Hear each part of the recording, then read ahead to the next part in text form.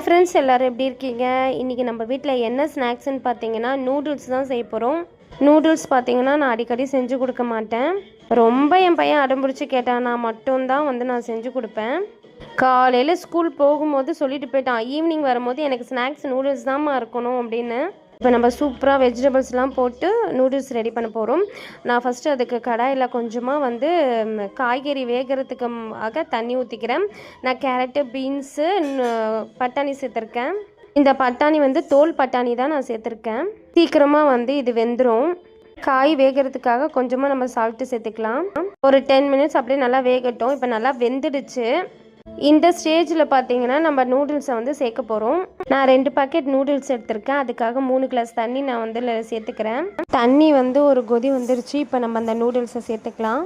இப்போ நூடுல்ஸை நம்ம 2 உடச்சி போட்டுக்கலாம். இப்போ இந்த நூடுல்ஸில் வர மசாலாவே இதில் நம்ம ஆட் பண்ணிக்கலாம். இப்போ மசாலா ஆட் பண்ணியாச்சு. ஒரு 5 மினிட்ஸ் வெயிட் பண்ணலாம்.